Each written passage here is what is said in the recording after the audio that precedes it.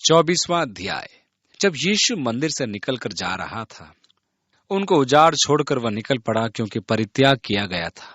अब वह उन्हें उस दिन के लिए छोड़कर चल दिया, जब तक कि वे ये न पुकारें, धन्य है वह जो प्रभु के नाम से आता है। अतः अब वे उसे ही देखेंगे जब वह पुनः आएगा। वहाँ लिखा है, यीशु मंदिर से निकलकर जा रहा था तो उसके चेले उसको मंदिर की रचना दिखाने के लिए उसके पास आए। उनका संकेत उन विशाल पत्थरों की ओर था, जैसा कि दूसरे सुसमाचार वृत्तांत में लिखा है। यूसुफुस के अनुसार वे पत्थर विशाल थे। उनमें से अनेक करीब 110 या 120 टन के थे। वे इस प्रवीणता से काटे गए थे कि उनको चुनाई की आवश्यकता नहीं थी, और आज भी चाकू का कल के मध्य प्रवेश नहीं कर पाता। उनकी शिल्पकारी आज भी एक भेद की बात है। इसी प्रकार पश्चिमी दीवार एक अभियांत्रिकी आश्चर्यकर्म है। यह हेरोदेस महान की उपलब्धि बयां करती है। चले यीशु को वह महान निर्माण कार्य दिखा रहे थे, तो उसने उनसे कहा, क्या तुम ये सब नहीं देखते? मैं तुमसे सच कहता हूं, यहां पत्थर पर पत्थर भी न छूटेगा जो ढाया न जाएगा। यह भविष्यवाणी लगभग 40 वर्ष पश्चात पूरी हो गई, जब तीतुस रोमी सम्राट ने यरूशलेम में प्रवेश किया और रोमी सेना ने मंदिर में आग लगा दी। यह यरूशलेम वासियों का अंतिम गढ़ था। यद्यपि तीतुस राजा की ऐसी आज्ञा नहीं थी, क्योंकि वह इस भव्य कलाकृति को सुरक्षित रखना चाहता था। किसी व्यसनी सैनिक ने अग्नि बाण चला दिया और वहां आग लग गई। जितने लोग उसमें छिपे थे सब जल गए, और गुंबजों का सोना पिघलकर बह निकला तथा पत्थरों के जोड़ में रुक गया। इस सोने की प्राप्ति हेतु सैनिकों ने पत्थर को गिरा दिया, और एक भी पत्थर दूसरे पत्थर पर न बचा। आज यरूशलेम में पश्चिमी दीवार के निकट मंदिर पर्वत के प्रवेश के पूर्व की ओर अल अक्स मस्जिद की ओर जाने वाले मार्ग से जब आप दाहिनी और नीचे प्राचीन रोमी मार्ग देखते हैं, जो घाटी केवल खुदाई से प्राप्त हुआ है, आप उन पत्थरों को ज्यों का त्यों देखेंगे जैसे वे सन 70 में गिराए गए थे। ये माना जाता है कि ये पत्थर उसी मंदिर के हैं जिनके विषय में यीशु ने भविष्यवाणी की थी। उनके गिरने से वे टूटे भी थे और अब मार्ग को भी तोड़ दिया था। इस प्रकार यीशु मसीह की भविष्यवाणी सत्य निकली। वहां से वह निकलकर जैतून पहाड़ पर गया, और लिखा है 3री आयत में, और जब वह जैतून पहाड़ पर बैठा था, आप में से जो वहां जा चुके हैं वहां का दृश्य याद करेंगे कि मंदिर परिसर से निकलकर पूर्वी द्वार से होते हुए किद्रोन द्वारा जैतून पर्वत पर जाया जाता है। चेलों ने अलग उसके पास आकर कहा, हमसे कह कि ये बातें कब होंगी, और तेरे आने और जगत के अंत का क्या चिन्ह होगा? वास्तव में ये जगत के अंत का प्रश्न नहीं है, क्योंकि भौतिक जगत तो पिघल जाएगा, परंतु युग का अंत अर्थात परमेश्वर के प्रति मनुष्य की अनाज्ञाकारिता का युग, मनुष्य के अपराध और पाप के युग का अंत, इसके उपरांत परमेश्वर की महिमा में राज्य का नया युग, इन घटनाओं के चिन्ह क्या होंगे? यीशु ने उनको उत्तर दिया, सावधान रहो, कोई तुम्हें न भरमाने पाए, क्योंकि बहुत से ऐसे होंगे जो मेरे नाम से आकर कहेंगे कि मैं मसीह हूं, और बहुतों को भरमाएंगे। यह सत्य है कि युगों से अनेक व्यक्ति आए हैं जिन्होंने संसार का मुक्तिदाता होने का दावा किया और असंख्य व्यक्तियों के साथ छल किया। आज भी ऐसे अनेक व्यक्ति हैं जिनके असंख्य अनुयायी हैं। वे मसीह होने का दावा करते हैं। ये मुख्यतः विभिन्न पंथों के अगुए हैं। डेविड बर्ग, जो द चिल्ड्रन ऑफ गॉड पंथ का अगुआ है, मोनिस के अगुआ सन्युट मून, इस प्रकार अनेक हैं जो मसीह होने का दावा करते हैं। यीशु ने कहा है कि कोई हमें धोखा न दे। उसके पश्चात वह कहता है 6ठी आयत में, तुम लड़ाइयों और लड़ाइयों की चर्चा सुनोगे, देखो घबरा न जाना, क्योंकि इनका होना अवश्य है, परंतु उस समय अंत न होगा। तुम लड़ाइयों और लड़ाइयों की चर्चा सुनोगे। यीशु के समय से प्रत्येक शांति वर्ष के पश्चात 13 युद्ध के वर्ष रहे। अतः जैसा युद्ध की हाल ही में इराक में हुआ, चिन्हों में नहीं गिने जाएंगे, परंतु यीशु ने कहा, क्योंकि जाति पर जाति और राज्य पर राज्य चढ़ाई करेगा, और जगह जगह अकाल पड़ेंगे और भूई ढोल होंगे। ये उसके आने के चिन्ह होंगे। सन 1914 के बाद से 2 बार महायुद्ध हो चुके हैं। अकाल, आज संसार में लगभग 1,50,00,000 व्यक्ति बिना खाने के मृत्यु प्राप्त करते हैं। महामारियां, जीवाणु तथा विभिन्न स्थानों पर भूकंप बढ़ते ही जा रहे हैं। 8वीं आयत में लिखा है, ये सब बातें पीड़ाओं का आरंभ होंगी। ये आरंभ है। तब वे क्लेश दिलाने के लिए तुम्हें पकड़वाएंगे और तुम्हें मार डालेंगे, और मेरे नाम के कारण सब जातियों के लोग तुमसे बैर रखेंगे।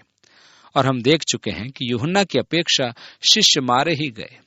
फॉक्सेस बुक ऑफ मार्टियर्स में समस्त शिष्यों की मृत्यु और प्रकार का वर्णन है। यह एक ऐसी पुस्तक है जिसके अंदर कलीसिया के इतिहास में जितने लोगों ने अपने प्राण की आहुति दी उनका वर्णन है। तब बहुतेरे ठोकर खाएंगे और एक दूसरे को पकड़वाएंगे और एक दूसरे से बैर रखेंगे, और बहुत से झूठे भविष्यद्वक्ता उठ खड़े होंगे और बहुतों को भरमाएंगे। उस समय झूठे मसीह होंगे, झूठे भविष्यद्वक्ता होंगे जो बहुतों को भरमाएंगे, और अधर्म के बढ़ने से बहुतों का प्रेम ठंडा हो जाएगा। आज अधर्म का आधिक्य है, जिसके परिणाम स्वरूप परमेश्वर के प्रति मनुष्य का प्रेम समाप्त हो चुका है। परंतु जो अंत तक धीरज धरेगा उसी का उद्धार होगा। यीशु कहता है, धीरज को थामे रहो और राज्य का ये सुसमाचार सारे जगत में प्रचार किया जाए कि सब जातियों पर गवाही हो, तब अंत आ जाएगा। आज कुछ ऐसे व्यक्ति हैं जो प्रभु के आगमन की समस्या उन अनेक आदिवासियों को बताते हैं जिन्होंने समाचार नहीं सुना है। पौलुस ने कुलुस्सियों की कलीसिया को कलीसिया की उत्पत्ति के लगभग 30 वर्ष पश्चात पत्र लिखा था, जिसमें उसने उल्लेख किया कि जो सुसमाचार तुम्हारे पास आया है वही सुसमाचार संपूर्ण विश्व में है। पौलुस के अनुसार सुसमाचार संपूर्ण विश्व में पहुंच चुका था। ये सत्य है कि आज संसार में कुछ क्षेत्र हैं जहां सुसमाचार नहीं पहुंचा है, परंतु वे प्रमुख राष्ट्रीय समुदाय नहीं है। सुसमाचार का तिरस्कार किया गया। कुछ क्षेत्रों में गैर कानूनी बताया गया, परंतु सुसमाचार वहां पहुंचा। यीशु ने यह कहा था कि राज्य का यह सुसमाचार संसार में प्रचार किया जाएगा और तब अंत आएगा। उसने यह नहीं कहा था कि यह कार्य कलीसिया करेगी। अनेक मिशन आज विदेशी प्रचार कार्य को चुनौती स्वीकार करते हैं। मेरे विचार में यह आवश्यक नहीं है कि जब तक कलीसिया सुसमाचार को संपूर्ण विश्व में न पहुंचाए, प्रभु का आगमन नहीं होगा। अतः हमारा प्रभु बल प्रचार विस्तार पर होना आवश्यक है कि यीशु का आगमन हो। प्रकाशित वाक्य की पुस्तक उसके 14वें अध्याय की 6ठी आयत में यूहन्ना ने देखा कि एक स्वर्गदूत आकाश में उड़ रहा है, जिसके पास अनंत सुसमाचार है, और वो प्रत्येक जाति, कुल और भाषा के लोगों को सुनाने के लिए सनातन सुसमाचार था। वह कहता था कि परमेश्वर का भय मानो, उसे महिमा प्रदान करो, क्योंकि उसके न्याय का समय आ गया है। जिसने स्वर्ग और पृथ्वी और समुद्र की और जल के स्रोत की सृष्टि की, उसकी आराधना करो। इसका अर्थ यह हुआ कि सुसमाचार प्रचारक उस समय कलीसिया नहीं होगी, वरन स्वर्गदूत होंगे। यह सब विपत्तियों के युग के अंत में होगा। कह नहीं सकते हैं कि यह सैटेलाइट टेलीकम्युनिकेशन हो, मैं नहीं जानता, परंतु आकाश में वे ही उड़ती हैं और उनमें क्षमता है कि वे संपूर्ण विश्व को सुसमाचार प्रचार दें। और संभव है कि परमेश्वर सैटेलाइट का प्रयोग करे। जो भी हो, परमेश्वर ने प्रत्येक मनुष्य को सुसमाचार सुनने का अवसर प्रदान किया है। 14वें अध्याय उसके 9वें पद में एक और स्वर्गदूत आकाश में उड़ता हुआ चेतावनी देता है कि मसीह विरोधी की आराधना न की जाए और उसके चिन्ह को स्वीकार न किया जाए, अन्यथा आने वाले विनाश की चेतावनी भी देता है। इस प्रकार हम देखते हैं 15वीं आयत में आगे लिखा है, सो जब तुम उस उजाड़ने वाले घृणित वस्तु को, जिसकी चर्चा दानियेल भविष्यद्वक्ता के द्वारा की गई थी, पवित्र स्थान में खड़ी हुई देखो, जो पढ़े वह समझे। तब जो यहूदिया में हों वे पहाड़ों पर भाग जाएं, जो कोठे पर हो वे अपने घर में से सामान लेने को न उतरें, और जो खेत में हो वे अपना कपड़ा लेने को पीछे न लौटे। उन दिनों में जो गर्भवती और दूध पिलाती होंगी, उनके लिए हाय हाय। यीशु दानियेल द्वारा वर्जित उजाड़ने वाले घृणित वस्तु का उल्लेख कर रहा है, और उसने कहा जो पढ़े वह समझे। क्या आप उजाड़ने वाली घृणित वस्तु के बारे में जानते हैं? यदि नहीं तो उसके विषय अध्ययन कीजिए। हम देखते हैं कि यह दानियेल की पुस्तक के 9वें अध्याय में सर्वप्रथम दिखाई देती है, जहां स्वर्गदूत दानियेल के लिए घोषणा करता है कि इजराइल पर 70 सप्ताह ठहराए गए हैं कि उसके अंत तक अपराधों का होना बंद हो जाए और पापों का अंत हो और अधर्म का प्रायश्चित किया जाए और युग युग की धार्मिकता प्रकट हो और दर्शन की बात पर और भविष्यवाणी पर छाप दी जाए और परम पवित्र का अभिषेक किया जाए।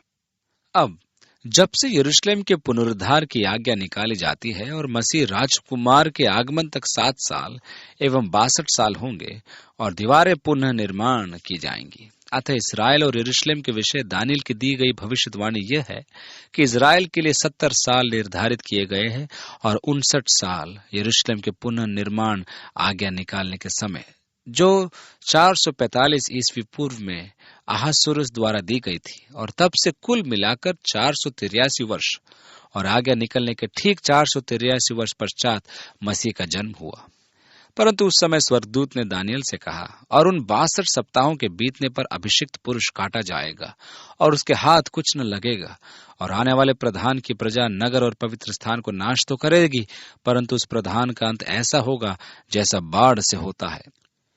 तो अभी उसके अंत तक लड़ाई होती रहेगी, क्योंकि उसका उजाड़ जाना निश्चय ठाना गया है। इस प्रकार यहूदी राष्ट्र के विस्थापन की भविष्यवाणी 59वें सप्ताह के पश्चात है। आरंभ में उसने कहा था कि इजराइल राष्ट्र पर 70 साल निर्धारित किए गए, अर्थात एक 7 वर्ष का युग कम पड़ रहा है। मसीह 483 के पश्चात आया, मसीह मारा गया, उसे राज्य प्राप्त नहीं हुआ। रोमी सेना का आगमन हुआ, यहूदी विसर्जित हुए। अब एक 7 वर्ष का युग शेष है। परमेश्वर ने हमें इस विषय में अंधकार में नहीं रखा है। वह आगे कहता है कि अब मनुष्यों का राजकुमार आएगा जो इस विश्वव्यापी साम्राज्य का अधिकारी होगा, अर्थात यूरोप के 10 राष्ट्रीय संगठन, जो विनाश का पुत्र होगा।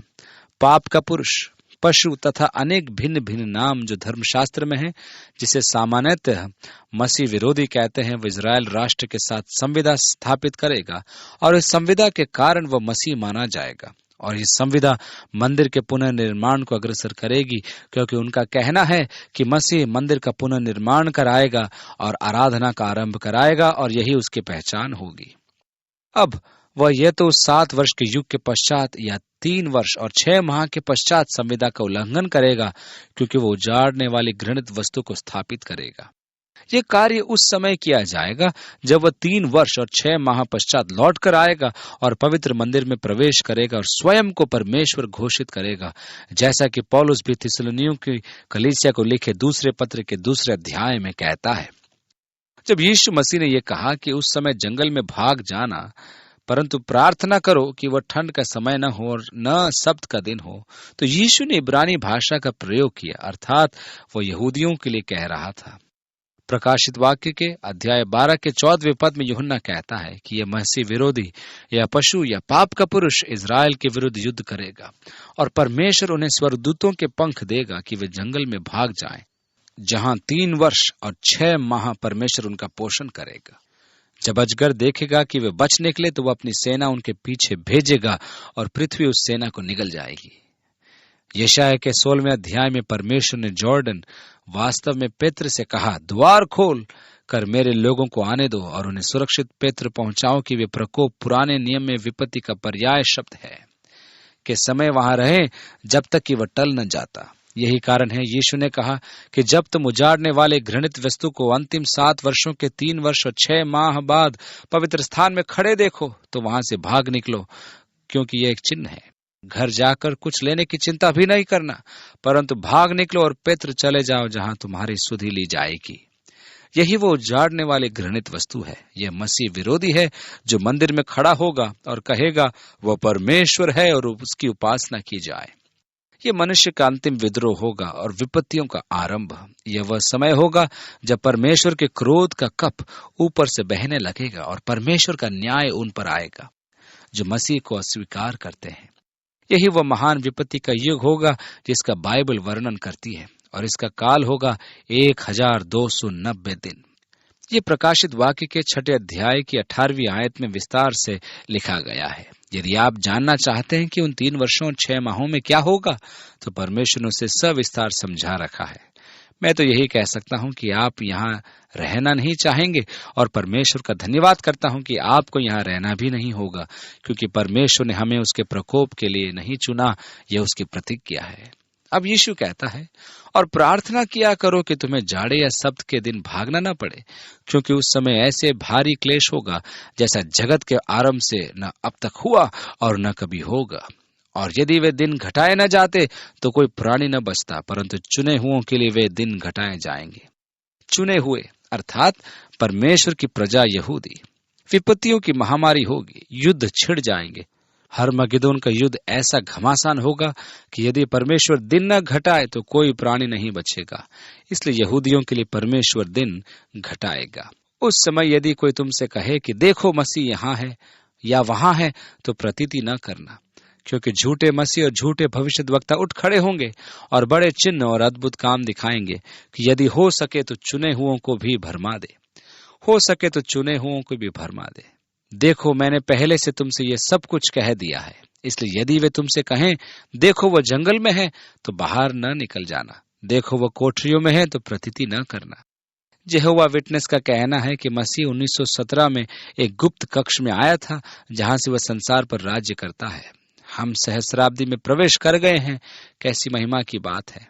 बाइबल कहती है कि इस समय के काल में शैतान बांधा जाएगा। यदि शैतान उसकी विशाल जंजीर से बांधा जाएगा, तो मुझे यही कहना है कि ये जंजीर बहुत लंबी है। यीशु अब अपने आगमन की चर्चा करता है।